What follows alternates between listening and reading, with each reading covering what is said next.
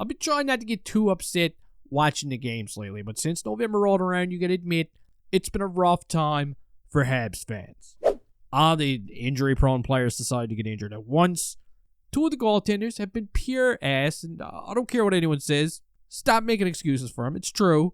And of course, watching this team play in their own zone right now is kind of like watching the wife shop at Winners, okay? They're all over the place out there. Last night, they were squaring off against the division rival, the Ottawa Senators. The Sens were actually on Game 7 of a 7-game road trip heading into this one, okay? So, they were trying to end it on a good note. The puck is dropped. And just like we've seen over the past couple of years, every time these two teams meet up, bodies are flying everywhere. Former Hab, Lars Eller, that little turncoat, he's going to take the first penalty of the game for tripping up Alexandre Carrier. That was a scary-looking trip. On the following power play, Zachary Bolduc, he gets himself a headshot. And seconds later, Juraj Slafkovsky makes it a 1-goal game. Hey, that duck hunt on the original Nintendo is finally starting to pay off for Bolduc. And Juraj Slafkovsky has goal number 8. That's a big one. But you see, the problem is, on the very next shift, the Sens go out there and they get that one right back. It's Fabian Zetterlund on their second shot of the game, beating Samuel Montembeault from distance. It's all tied up at 1 after what was a pretty good start for the Montreal Canadiens, but you could feel the momentum already beginning to shift in this one. The Sens, they get a power play. At one point, there's a puck that's sitting right in the holy shit area of the paint. They get very close to making it a 2-1 game on that power play. They don't. However, with just 3 minutes remaining on the clock, Brady Tkachuk makes an unbelievable pass out front, and Zub, he makes no mistake on this one. He puts the Sens up by a goal.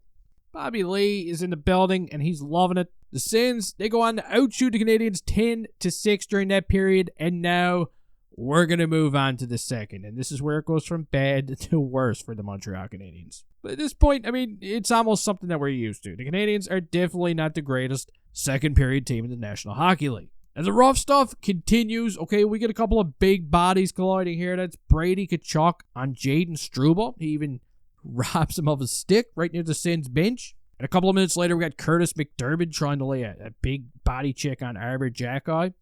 Oh, that sucks. He definitely didn't think it was going to go that way. But Jake Sanderson's going to make a nice little pinch here for the Sens. He's going to drive right to the front of the net and make it a 3-1 game. And not even 2 minutes later, Drake Batherson is going to make it 4-1, which gives them like 4 goals on 17 shots at this point. That is not acceptable. The boys, they do try and make a little push. They try and get themselves back into it with Nick Suzuki eventually getting one on the power play right here. Nice little shot from him. But that's about as far as they're going to get during the second period. Because Allmark and his goalposts, they do a pretty good job keeping guys like Joe Veleno at bay. What happened to Big Goal Joe? Huh? What the HE double hockey sticks happened to him? So off to the third period we go, where the drama just continues. Ridley Gregg and Josh Anderson, they do not seem to like each other, and Brady Tkachuk and Lane Hudson, they don't like each other either. But I guess you also wouldn't be too happy if Lane Hudson was tossing your 226-pound body around like a bag of shit. That must have been embarrassing. But I did expect to see a little urgency for the Canadiens that period, and I definitely didn't get it. They managed to muster up just 5 shots on goal during the final 20 minutes, and when Brendan Gallagher gets all upset behind the play because of a missed call or something that didn't go his way, involving Jensen, Brady Tkachuk scores goal number 5 of the game, his first goal of the season, and the Sens, they go on to win this game by a score of 5-2. So, I guess after getting blown up and absolutely destroyed by the Colorado Avalanche, the Canadiens, they follow it up with an abysmal performance against the Senators. That sucks. And I know a lot of you're not happy with the officiating in this one, but you know what? I don't even want to go there, all right? I don't want to play the blame game with the officiating. The reality is they were just simply outworked from top to bottom. The goaltending was shaky. The D-zone coverage, again, was horrifying. And the offense just dries up sometimes, and I don't even remember anymore the last time I seen this team put up 30 shots on goal. Have you? Can you remember when they put up 30 shots on goal last? Because I do know that they haven't done this a whole lot during the season.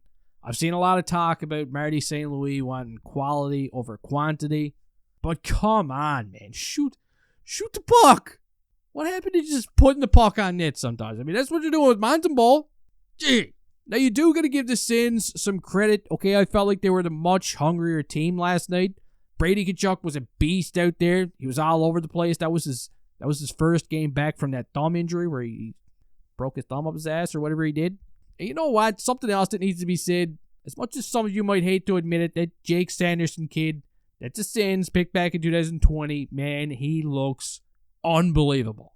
What a player. But with that win last night, the Senators, they now climb up to second place in the Atlantic Division.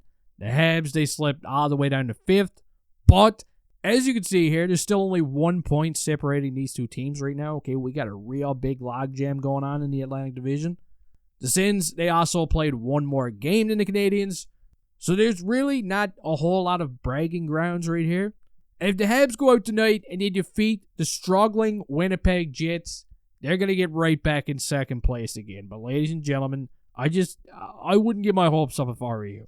This team has been struggling to find consistency over the past few weeks. And again, in my opinion, it all starts with the goaltending. And I know everybody hates picking on the goalies. Everybody hates signaling them out. But man, it's just how it is. And they got to find a way to get these guys going. At least one of them. Because if they keep struggling like this, and if they keep letting in a goal on like the first 2 shots of the game, the first couple of shots that are thrown at them, then I don't even know what to say.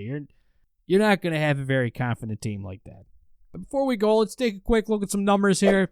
Nick Suzuki with his couple of points last night. He's now up to 30 points in 25 games.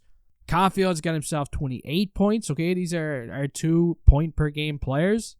And Lane Hudson, who also added to his point totals last night, he's now got 21 points in 25 games as a defenseman. So, I mean, treat these kids. They continue to lead the way. I felt like Juraj Slafkovsky has been a bright spot over the past couple of games. I don't know if you noticed, but he's been just bringing it every single shift. I'm really hoping he can keep that up because I like his chemistry with Ivan Demidov. But that is going to do it for today's video. And I mean, just forget about it because it's another one of these games that you're probably going to want to put on the back burner, okay? Hopefully they followed up with a better performance tonight against the Winnipeg Jets. And hopefully they don't find themselves in another one of these situations where they got to score 12 goals in the third period to have any realistic chance at winning the game. Just saying. But you can go ahead and let me know your thoughts down in the comment section. Let me know your opinions on what you think is wrong with this team right now. Please don't forget to give that like button a stone cold stunner before you leave here. And hey, I'll see you next time.